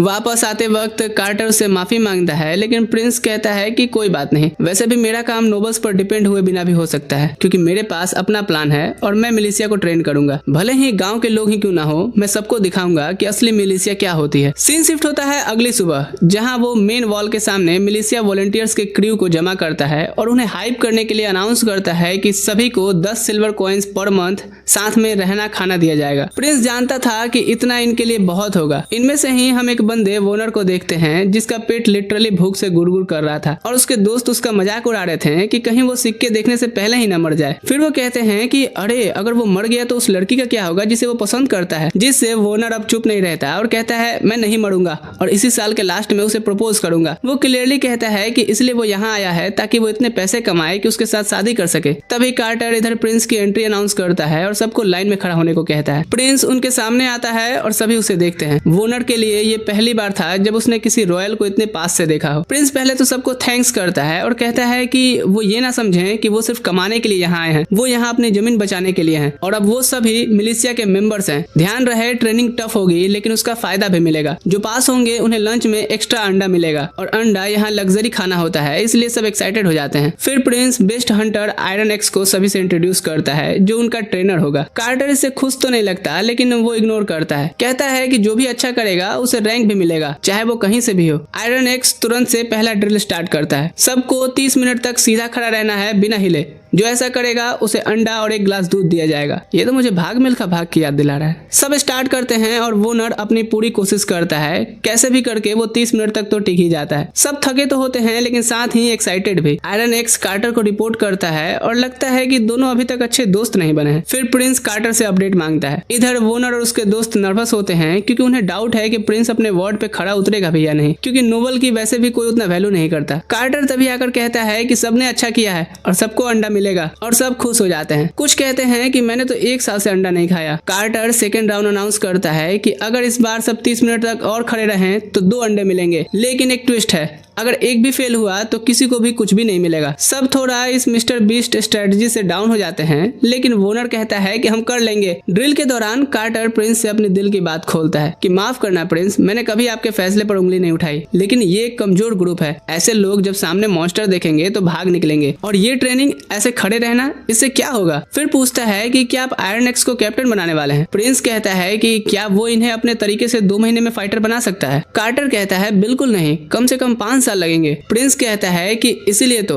मैं इन्हें फाइटर्स या नाइट नहीं बना रहा हूँ, तुम बाद में समझोगे मैं क्या कर रहा हूँ। मैं एक्चुअली इन्हें राइफल मैन बना रहा हूँ, जिसमें आयरन एक्स और विचेस भी इस प्लान का हिस्सा है। फिर वो कार्टर को आगे के इंस्ट्रक्शन देता है और कहता है कि इन सबको फॉलो करो। कार्टर तुरंत पूछता है लिखना पढ़ना इसका क्या काम है लड़ाई में। प्रिंस कहता है कि एक पावरफुल आर्मी वो होती है जिसके सैनिक स्मार्ट और एजुकेटेड हो। बाद में सब खाना खाते हैं और अंडे भी एंजॉय करते हैं। वो कहते हैं कि ऐसे खाने के लिए तो मरना भी वर्थ इट है यार। आयरन एक्स भी शांति से अपना खाना खाता है और तभी कार्टर नेक्स्ट ड्रिल अनाउंस करता है कि सबको टाउन के 3 चक्कर लगाने हैं, सबको फिनिश करना है, चाहे किसी को उठाना ही क्यों ना पड़े। अगर कंप्लीट किया तो डिनर में भी अंडा मिलेगा। कार्टर सभी को गुड लक बोलता है और आयरन एक्स को बोलता है कि आज रात एक आंख खुला करके सोना। शाम को सब आयरन एक्स के पीछे भागते हैं और वोनर गिर जाता है। वो लगभग उल्टी ही कर देता है लेकिन फिर भी कंटिन्यू करता है। सब फिनिश कर लेते हैं लेकिन 3 लोग मिसिंग होते हैं। वोनर अपने दोस्तों के साथ उठा करके लाया जाता है और फिर सब सेलिब्रेट करते हैं। रात को बोनफायर पर कार्टर आता है नाइट ट्रेनिंग अनाउंस करने के लिए। आयरन एक्स सरप्राइज हो जाता है कि एक और ट्रेनिंग। कार्टर कहता है कि नहीं, ये बस एक इमरजेंसी ब्रीफिंग होगी। इधर प्रिंस रूम में आता है तो बुलबुल उसका इंतजार करी होती है। वो कहती है कि मैंने तुम्हारा डिनर खा लिया है क्योंकि वो ठंडा हो रहा था। प्रिंस कहता है कि तुम एक प्रिंस को थोड़ी रिस्पेक्ट दे दोगी तो क्या हो जाएगा। फिर बुलबुल एक सरकास्टिक टोन में झुकते हुए कहती है इतना सही है सर। और तब वो बताती है कि डिनर दोनों के लिए आया है, वो जाके कर ले। प्रिंस मुस्कुराता है और अपने ब्लूप्रिंट बनाने लगता है। बुलबुल कहती है कि वो अपने पैसे ऐसे पानी की तरह क्यों बहा रहा है, जिस पर वो कहता है कि सिटी के लिए तो सब वर्थ इट है। बुलबुल पूछती है और लिटरेसी क्यों जरूरी है। प्रिंस कहता है ताकि वो समझ सके कि वो किस लिए लड़ रहे हैं। इस पर बुलबुल कहती है कि शायद वो भूल रहा है कि वो लोग सिर्फ पेट के लिए लड़ रहे हैं। प्रिंस कहता है हाँ मैं मानता हूँ, पर मैं उन्हें इसी चीज से एहसास कराऊंगा कि किसी मकसद के लिए लड़ना कैसा होता है। वैसे बता सकती हो कि विचेस किस मकसद के लिए लड़ती हैं। वो कहती है कि विचेस बस सर्वाइव के लिए लड़ती हैं। अगले सुबह तक प्रिंस ब्लूप्रिंट कंप्लीट कर लेता है और देखता है कि एक रैप्ड ऑब्जेक्ट भी उसका रेडी होकर के रखा है। वो उसे साफ करता है और एक चमकता हुआ गोली उठाकर कहता है ये चीज पूरी दुनिया बदल देगी। फिर वो कार्टर और आयरन एक्स को फॉरेस्ट में मिलता है और उन्हें इतिहास का पहला गेम चेंजर दिखाता है, वो मस्किट, और बोलता है कि ये एक लॉन्ग रेंज वेपन है। कार्टर पूछता है कि क्या ये तीर धनुष जैसा है। प्रिंस कहता है कि इसे लोड करने में थोड़ा टाइम लगता है लेकिन ये तीर से ज्यादा इफेक्टिव और पावरफुल है। वो उन्हें गन पाउडर दिखाता है और उसे लोड करना भी सिखाता है। फिर कहता है कि इसे कंधे पर टाइट रखो। वो फायर करते हैं और ये चीज आर्मर तोड़ देता है। यहाँ वो समझ जाते हैं कि उस ट्रेनिंग का आखिर क्या मतलब था। कार्टर पूछता है तो आपने कितने मस्किट बनाए। प्रिंस कहता है कि अभी तो यही 2 हैं और डिमन मंथ से पहले 2 और बना पाऊं। कार्टर थोड़ा निराश होता है क्योंकि ये तो गेम चेंजर साबित हो सकता है। प्रिंस कहता है कि भले ही हमारे पास इसकी कमी है लेकिन वेपन तो सिर्फ टूल होते हैं। सबसे पावरफुल चीज ट्रस्ट और लॉयल्टी होती है और एक ट्रू वॉरियर ही वेपन का ट्रू पोटेंशियल समझ सकता है। फिर वो उन दोनों को एक एक देते हुए कहता है बॉर्डर सिटी का एक हिस्सा तुम्हारे हाथों में है। वो झुक करके इस भरोसे के लिए धन्यवाद करते हैं और प्रॉमिस करते हैं कि वो इस सिटी को प्रोटेक्ट करेंगे। उधर बरबोला बोरिस रियान को सब बता रहा होता है कि कैसे बॉर्डर सिटी मिलिशिया में लोगों को भर्ती की है, वॉल बनाई है। रियान कहता है कि बोर मत करो बोरिस, ये सारी चीजें मुझे कोई खास बात नहीं लगती।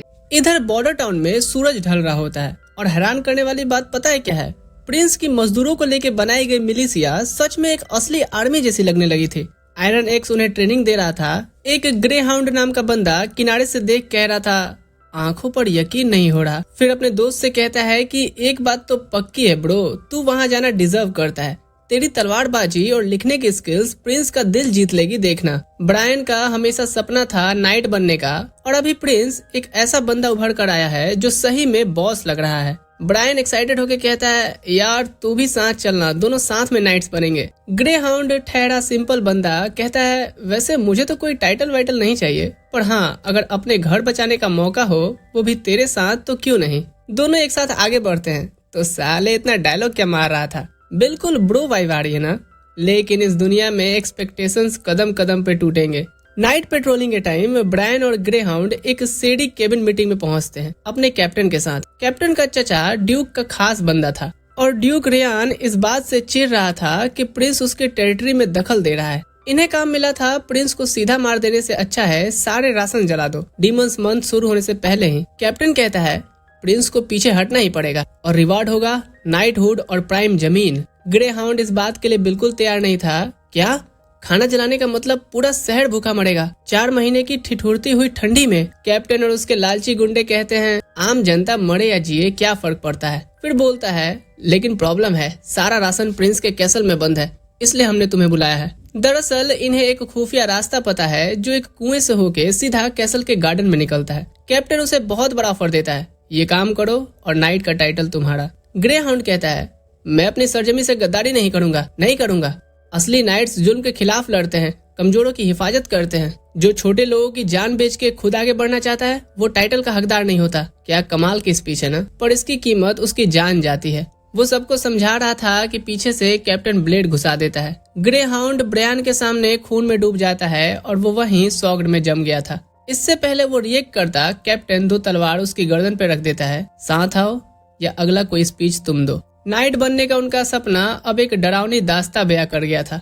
ब्रायन उन्हीं गद्दारों के साथ अंधेरी सुरंग में चल पड़ता है जो अभी उसके बेस्ट फ्रेंड को मार चुके थे। ग्रे हाउंड की बातें अब उसके दिमाग में गूंज रही थीं कि भाई ने कितना भरोसा किया था मुझ पे कि तू एक लेजेंडरी नाइट बनेगा। ब्रायन सोचता है कि ग्रे हाउंड को तो कभी कोई ग्लोरी नहीं चाहिए थी। वो तो बस यहाँ उसके कंधे से कंधा मिलाकर के घर को बचाने आया था और ये उसका इनाम मिला। दोस्त का खून अभी ठंडा भी नहीं हुआ था और ब्रायन खामोशी से उसके कातिलों के साथ चल रहा था, पर एक जिंदा लाश की तरह। कैप्टन की हिट स्क्वाड उस कुएं से कैसल के अंदर निकलती है, बड़ी बड़ी अजीब मशीनरी के बारे में बात करते हुए कि अबे ये क्या चीज है। वो किचन के नीचे फूड वेयर हाउस की तरफ बढ़ते हैं, लेकिन ब्रायन के अंदर तो एक अलग ही जंग चल रही थी।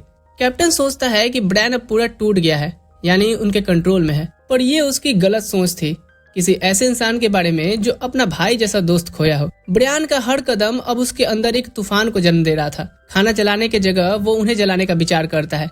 वेयर हाउस पहुँच के ब्रायन एकदम से पागलों की तरह तलवार निकालता है और गद्दारों को रोकने के लिए, साथ ही ग्रे हाउंड का बदला लेने के लिए सारे छोटे गुंडों को काट डालता है अपनी फ्रस्ट्रेशन दिखाते हुए। लेकिन तभी फाइनल बॉस की एंट्री होती है, लॉर्ड वाइपर, लॉन्गसंग किले का बेताज बदनाम नाइट, ड्यूक रियान का पालतू कुत्ता जिसे उसने काम कंप्लीट करवाने भेजा था। वाइपर अलग ही लेवल का था। वो ब्रायन को आसानी से जमीन पर पटक देता है और उसे सच बताता है कि उन्हें कभी नाइटहुड का टाइटल मिलता ही नहीं। यहाँ तक तो वो उसे बस बकरे की तरह ला रहे थे और जो आग लगने वाली है उसी में उन्हें जलना था। ब्रायन का खून अब सूखने लगता है, आंखें धुंधली होने लगती हैं। दिल ही दिल में वो ग्रे हाउंड से माफी मांगता है कि माफ करना दोस्त, न नाइट बन पाया और न ही तेरा बदला ले सका।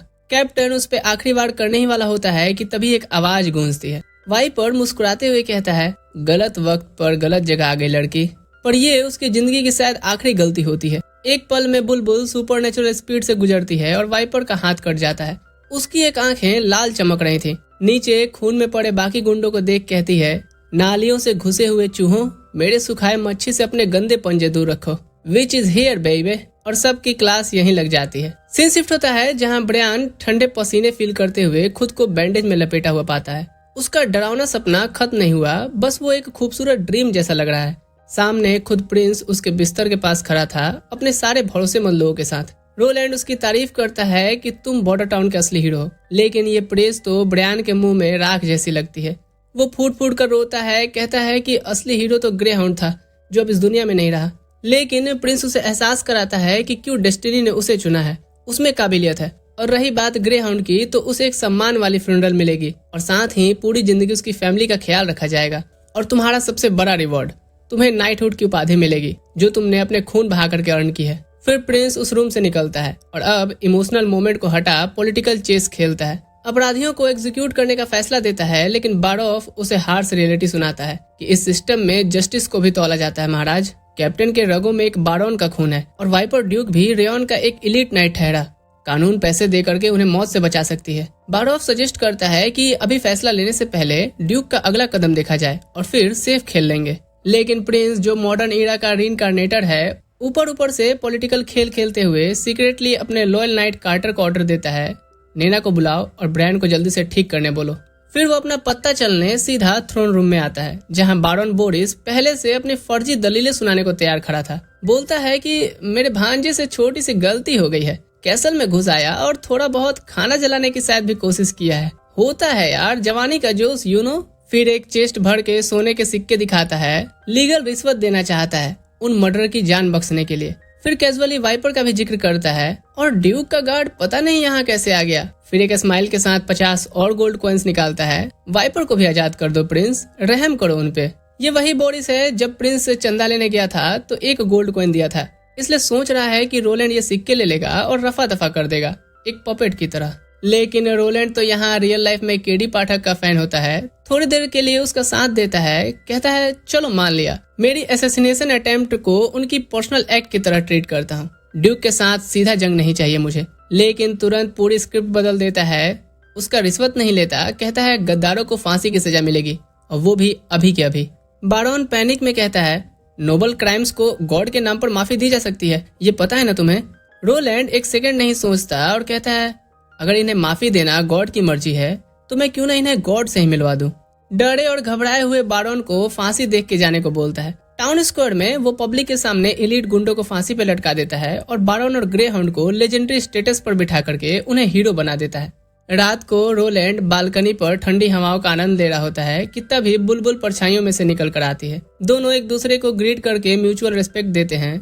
रोलैंड यहाँ प्रोफेशनली चाल चलता है, मेरी पर्सनल बॉडीगार्ड बन जाओ तो ऐसे आना जाना नहीं पड़ेगा, मंथली सैलरी मिलेगी, वीकेंड्स पे ऑफ भी दूंगा और पेड एनुअल लीव भी। बुलबुल ये सुन चौंक जाती है, ये नए लेबर राइट्स तुमने ऐड किए हैं क्या? पर सीरियसली पूछती है कि ये हिपोक्रेसी क्यों? वो नोबल्स को ऊपर वाले के नाम पर फांसी दे रहा है और विचेस को सीक्रेटली प्रोटेक्ट करता है, जो चर्च के तो बिल्कुल खिलाफ है। रोलैंड सीधा कड़वा सच उसे सुनाता है, करप्ट चर्च और असली प्रेयर दोनों अलग अलग चीजें हैं। कानून अंधा होता है, इंसाफ अंधी नहीं होती। मैं बस वही कर रहा हूँ जो मेरे लोगों के लिए सही है। आखिर में वो कहता है कि और गॉड ये नहीं समझ सकता ना तो वो गॉड ही नहीं है। बुलबुल बिल्कुल स्पीचलेस खड़ी सोचती है कि ये सिर्फ कोई प्रिंस के शब्द नहीं हो सकते, ये कोई एक नई रिवोल्यूशन की शुरुआत है। एक दोपहर पहाड़ी पर एक बड़े सुंदर पेड़ के नीचे ब्रायन ग्रेहाउंड की कब्र पर आता है, सफेद लिलीज के फूल लिए। कहता है कि प्रिंस ने अपना वादा निभाया, मुझे नाइटहुड की उपाधि मिल गई, लेकिन मेरी ये जीत बिल्कुल खाली खाली सी लग रही है तेरे बिना दोस्त। आंसुओं में भरकर कहता है कि तू जो चाहता था वो बनूंगा, अपनी तलवार से बॉर्डर टाउन को बचाऊंगा अपनी आखिरी सांस तक, और तेरा इरादा आगे ले जाऊंगा हमेशा। अलविदा भाई। इधर ड्यूक रियान आग बबूला था। रोलैंड ने उसके लोग एग्जीक्यूट जो कर दिए थे। बॉर्डर टाउन पर चढ़ाई करना चाहता था, प्रिंस की खोपड़ी को प्याला बनाना चाहता था, लेकिन उसके नौजवान एडवाइजर ने ठंड से कुछ लॉजिक पेश किया। रॉयल ब्लड पर आप सीधा वार नहीं कर सकते बिना उसके कॉन्सिक्वेंसेस जाने। फिर 3 स्टेप्स का मास्टर प्लान बताता है। पहला, स्कॉट्स अर्थ सारा खाना और लोग स्ट्रॉन्ग होल्ड में बंद कर देते हैं, रोलैंड को भूखा मारेंगे। दूसरा, चोक पॉइंट्स को लॉक करके प्रिंस की हेल्प रोक दीजिए। तीसरा, वेट करते हैं डीमंस मंथ आने का, जब वो मॉन्स्टर हमारा काम ऐसे ही कर देंगे तो अपने तरफ से मेहनत क्यों करना। अगर रोलैंड सर्दी में जिंदा भी रहा तो उसे बाद में मार देंगे और इल्जाम मॉन्स्टर्स पे डाल देंगे। शकुनी का औलाद है क्या भैया? ड्यूक मान लेता है कि अब तो रोलैंड की उल्टी गिनती शुरू। इधर बॉर्डर टाउन में रोलैंड मिडाइवल ईरा को हमेशा के लिए बदलने वाला था। अपने सारे भरोसेमंद लोगों को बुला के एक बड़ा लोहे का कॉन्ट्रैप्शन सामने रखता है। फिर एना को सिग्नल देता है और उसने फायर मैजिक से उसको एक्टिवेट किया। पानी उबलने लगता है और गियर्स घूमने लगते हैं, भाप बनाते हैं और सब हैरान। और रोलैंड ऑफिशियली इंट्रोड्यूस करता है स्टीम इंजन को। कार्टर बड़े व्हील्स को घूमते देखता है और रियलाइज करता है कि इस मशीन की भयानक रॉ पावर के सामने एलीट नाइट्स का पूरा स्क्वाड एक मजाक है, क्योंकि कहाँ नाइट को ट्रेन करने में 15 साल और ये मशीन बनाने में सिर्फ कुछ दिन। कार्टर अस्तित्व का सवाल उठाता है नाइट्स के लिए कि क्या वो आउटडेटेड हो गए। रोलैंड कहता है कि नहीं, ऐसा नहीं है। नाइटहुड का मतलब एक स्पिरिट होता है, ना कि सिर्फ घोड़े पे बैठे लोग। हम बंदूकों से तीर धनुष को रिप्लेस करेंगे और ये स्टीम इंजन एक नया आयरन मशीनरी है। लेकिन रोलैंड अभी उसे बैटलफील्ड के लिए नहीं बनाया, क्योंकि वो लॉन्ग टर्म गेम खेलना चाह रहा है। उसका पहला गोल इकोनॉमी को सुपर चार्ज करना। नॉर्थ स्लोप माइन पर वो इंजन डिप्लॉय करता है और ट्रैक्स बिछा के भारी भारी ओवरलोड्स करता है। ये इंजन उन्हें कुछ समझ ही नहीं रहे थे उठाने में, जिससे लेबर्स का काम आसान और प्रोडक्शन सीधा रॉकेट की तरह भागने लगा। माइनर्स चीयर करते हैं इस मैकेनिकल बीस्ट को, लेकिन रोलैंड जानता था कि great power comes with great responsibility. ये क्योंकि हाई प्रेशर स्टीम है तो एक मौत का दरिया भी बन जाएगा अगर ब्लास्ट हुआ तो। इसीलिए उसने स्ट्रिक्ट सेफ्टी प्रोटोकॉल्स लागू किए, तेज सीटियों वाला वार्निंग और इमरजेंसी एग्जिट प्रेशर बढ़ने से पहले। बॉर्डर टाउन अब एक बिल्कुल इंडस्ट्रियल रिवोल्यूशन में दाखिल हो रहा था। किसी को कुछ खबर नहीं था कि ये रिवोल्यूशन कहाँ जाके रुकेगा। इधर हम छोटी नैना को डरे हुए देखते हैं डेमोनिक पोजीशंस के ख्याल से, क्योंकि उसने कुछ डरावनी पास्ट की कहानी सुनी थी। लेकिन एना वो तो एक अलग ही लेवल पर थी, क्योंकि कभी उसने सोचा था कि बस मौत ही एक रास्ता है उसकी मुक्ति का, जब तक रोलैंड ने उसे जीने की वजह नहीं दी। वो एक काफी अच्छी बात बताती है नैना को कि जीने की वजह ढूंढो, चाहे सिर्फ जिंदा रहना ही वो वजह क्यों ना हो। नैना भी कहती है कि वो भी सिर्फ प्रिंस की अब हेल्प करना चाहती है। कार्टर अंदर आता है, बताता है कि एक वर्कर ने सेफ्टी प्रोटोकॉल्स स्किप किए। हाई प्रेशर स्टीम सीधा उसके मुंह पर पड़ा, रात भर में नहीं बचेगा, इतना बुरा है। रोलैंड ने बिना सोचे तुरंत ऑर्डर दिया कि नैना को बुलाओ। बारॉफ कहता है कि अगर माइनर्स को विच का पता चल गया तो हम एक्सपोज हो जाएंगे, लेकिन रोलैंड सीधा बोलता है कि मुझे फर्क नहीं पड़ता, किसी की जिंदगी बचाना छुपने छुपाने से ज्यादा जरूरी होता है। नैना आती है और सीन किसी हॉरर मूवी की तरह था। वो डर के फ्रीज हो गई थी। रोलैंड उससे धीरे से कहता है कि एक जख्मी जानवर की तरह से समझो और ट्रीटमेंट शुरू करो। नैना अपनी मैजिक यूज करती है, एक ग्लोइंग ग्रीन एनर्जी निकलती है और जली हुई चमड़ी वापस से जुड़ गई थी, बिल्कुल चमत्कार की तरह। लेकिन जाहिल माइनर्स इससे पैनिक हो जाते हैं। डिमोनिक पावर, अरे ये तो विच है एक। रोलैंड सीधा उनकी तरफ मुड़कर कहता है, अब मेरी बात जरा ध्यान से सुनो। जो भी चर्च ने तुम्हें बताया है, सिखाया है आज तक सालों से, सब झूठ है। विचेस कोई मॉन्स्टर नहीं है, ये तो हमारे सबसे बड़े अलाइज हैं। ये हमारे साथ शहर को बचाने के लिए लड़ेंगे। कार्टर चिल्लाकर सपोर्ट में आता है कि आंखें खोल के देखो, उसने अभी एक जान बचाई है। असली विलन तो वो करप्ट नोबल्स और चर्च वाले हैं। और लोगों का पर्सपेक्टिव अब बदल जाता है इस इंसिडेंट के बाद से। लेकिन तभी बारॉफ आके बताता है कि नैना के डैड आए हैं, बारोन पीने। बात बाहर तक चली गई है और वो जान गए हैं कि उनकी बेटी एक विच है। रोलैंड एना को कहता है नैना को अंदर ले जाने, फिर मुड़कर अपना ताज पहनता है और बाहर निकलता है बारॉफ और कार्टर के साथ कि चलो मिलते हैं। बारोन पीने थ्रोन रूम में था, टेंशन और गुस्से में कहता है नैना को वापस दो। वो सोचता है कि प्रिंस ने उसकी बेटी को विच होने पर अरेस्ट किया है। वो हर हद पार करने वाला था अपनी बेटी सही सलामत लेने के लिए। उसने तो तलवार तक निकाल ली रॉयल ब्लड के सामने। कार्टर तुरंत आगे आता है, तलवार टकरा करके रोक लेता है और तभी बारोन ने चिल्लाकर कहा कि मुझे चर्च की परवाह नहीं, मुझे उसके विच होने की भी परवाह नहीं है, मुझे बस मेरी बेटी चाहिए, उसके लिए मैं किसी भी हद तक जा सकता हूँ। रोलैंड अब सिचुएशन समझ गया और रिवील करता है कि उसने नैना को हर्ट करने के लिए नहीं बल्कि प्रोटेक्ट करने के लिए अपने पास रखा है और साथ ही वो उसकी एबिलिटीज को ट्रेन करने पर भी काम कर रहा है। बारोन अब गहरी तमीज के साथ माफी मांगता है कि मैंने एक बड़ी गलतफहमी पे लगभग राजद्रोही कर दिया। उसी वक्त नैना भाग के आती है और सीधा अपने डैड की बाहों में चली जाती है। एक पल पहले डेडली टेंशन था, लेकिन अब बिल्कुल एक होलसम मोमेंट। बारोन फिर बैठ के एक फनी किस्सा सुनाता है कि नैना ने एक बार गाड़ी के पीछे आई बिल्ली को ठीक किया था और मैजिक से वो बिल्ली ओलंपिक रनर की तरह भाग गई। टूटा हुआ पैर होने के बावजूद भी उसे तब से पता था, लेकिन उसने कभी नैना को मॉन्स्टर नहीं समझा, सिर्फ अपनी प्यारी बेटी माना है। रोलैंड कहता है कि नैना को बॉर्डर टाउन में ही रहने दो, उसकी हीलिंग मैजिक डीमंस मंथ में गेम चेंजर साबित होगी। बारोन सीधा बोलता है नहीं, वो सिर्फ एक बच्ची है, छोटे जानवर ठीक करती है, मैं उसे खतरे में नहीं डालूंगा। उसका प्लान था कि वो उसे स्ट्रॉन्ग होल्ड ले जाएगा और उसकी पावर्स को हमेशा के लिए दुनिया से छुपा के रखेगा। रोलैंड थोड़ा सख्त टोन में कहता है असली खतरे सिर्फ डिमोनिक मॉन्स्टर्स नहीं है, बल्कि ड्यूक का हमला भी आने वाला है और वो ये सब ऐसे नहीं झेल सकता। तभी कार्टर दरवाजा खोलते हुए आता है, साथ में माइनर्स भी थे और वो बंदा भी जिसका चेहरा नैना ने ठीक किया था। बारोन सोचता है कि अब सबको पता चल गया, विच को हंट करने को बोलेंगे ये, लेकिन माइनर्स घुटने टेक देते हैं। वो माइनर नैना को देवी कहता है उसकी जान बचाने के लिए, बोलता है कि चर्च ने हम सबको बेवकूफ बनाया, उसकी मेहरबानियां कभी वो नहीं भूलेगा। नैना खुशी के आंसू में होती है, पहली बार एक्सेप्ट फील करके, और बारोन स्टंड खड़ा आंसू गिरा रहा था क्योंकि जिस पावर को वो अभिशाप समझ रहा था वो तो एक वरदान निकला। इधर कोर्टयार्ड में सूरज ढल रहा था और रोलैंड एक अल्टीमेट साइकोलॉजी मूव खेलता है। वो बारोन को ऑर्डर्स नहीं दिया बल्कि उसकी पूरी एग्जिस्टेंस को वैलिडेट किया।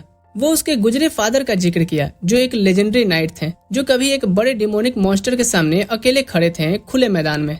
रोलैंड ने सीधा देखा और कहा तुम कोई सिर्फ सॉफ्ट सिल्क कपड़े पहनने वाले नोबल नहीं हो, अभी भी भारी आर्मर पहनते हो, तलवार रखते हो, हाथ पर फ्रंट लाइन वॉरियर के निशान हैं। फिर पूछता है मेरे साथ लड़ोगे? बारोन थोड़ा कांपता है, डरा हुआ होता है कि वो तो नैना को यहाँ स्ट्रॉन्ग होल्ड की सेफ्टी में ले जाने आया था। रोलैंड उसका वो इल्यूजन चूर चूर कर देता है कह करके कि अगर स्ट्रॉन्ग होल्ड के करप्ट नोबल्स को पता चला कि नैना विच है तो वो बिना सोचे उसे एग्जीक्यूट कर देंगे, लेकिन यहाँ बॉर्डर टाउन में लोग उसे गार्डियन एंजल की तरह पूछते हैं। फिर कसम खाता है कि मैं खुद फ्रंट लाइन पर लड़ूंगा और अगर शहर बर्बाद होता है तो नैना सबसे पहले यहाँ से निकाली जाएगी। ये मैं अपने सर के ताज की कसम खा के कहता हूँ। बारोन को अपनी बेटी को डर के साए में रखने के उसके सारे डिफेंसेस टूट जाते हैं इस लीडरशिप डिटर्मिनेशन के सामने। वो एक घुटने पर आ जाता है कि मैं अपनी जिंदगी, अपनी तलवार, अपनी पूरी वफादारी अब से आपके नाम करता हूँ। बॉर्डर टाउन में अब मैक्सिमम ओवरड्राइव में शिफ्ट शुरू होता है। हार्डकोर ट्रेनिंग चलते हैं, लोहार लोग स्टील ठोकते हैं, मिलिशिया अपने ड्रिल्स कर रही थी, हजारों बुलेट्स डाल रहे थे एलीट गार्ड्स उस मशीनरी में। हर कोई सबसे छोटे माइनर से लेकर के चीफ नाइट्स तक सब ग्राइंड कर रहे थे। ये सिर्फ सर्दी से बचने के लिए कोई महल नहीं था बल्कि लोहे का एक किला बना रहे थे। इधर कैसल की ठंड अंधेरी रातों में डेडली असैसिनेशन बुलबुल चुपके से एना और नैना के कमरे में आती है। वो एना को फिर से रिक्रूट करने की कोशिश करती है, वार्न करती है कि तेरी इंसेन मैजिक भी इस ब्रूटल सर्दी को नहीं झेल पाएगी। फिर वो होली माउंटेन का जिक्र करती है, एक लेजेंडरी हिडन यूटोपिया जहाँ विचेस सच में आजाद रहती हैं, आम लोगों के जुल्म से दूर। एना बिल्कुल उसकी बातें नहीं सुनती और अपना डार्क ट्रेजिक पास्ट शेयर करती है कि जब माँ आग में मरी, धुएं की घुटन वो याद है मुझे, और बाप उसने खुद मुझे 25 सिर्फ गोल्ड कॉइन में हैंग होने के लिए बेच दिया। मुझे रोलैंड ने उस जहन्नुम से निकाला है। उसकी आंखों में प्योर लॉयल्टी दिख रही थी। फिर क्लियरली बोलती है कि मुझे अब और नहीं भागना है क्योंकि मेरा होली माउंटेन मुझे मिल गया है, वो यहीं है बॉर्डर टाउन में, रोलैंड की आंखों में। ओहो भाई साहब, क्या लाइन मारी है लौंडिया ने। तभी नैना बाहर खिड़की की तरफ इशारा करती है। छोटे सफेद बर्फ के टुकड़े काले आसमान से गिर रहे थे और ये इशारा है कि डीमंस के मंथ्स ऑफिशियली शुरू हो चुके हैं। अच्छा, इसके आगे की स्टोरी अभी एनिमे में आनी रुक गई है, पता नहीं कोई रीजन से, तो जब आती है तो कंटिन्यू करते हैं। बाकी वीडियो अच्छा लगा लाइक शेयर करके जाना। मैं मिलूंगा आपसे अगली वीडियो में। ठीक है दोस्तों, अभी के लिए मैं चलता हूँ। Thanks for watching.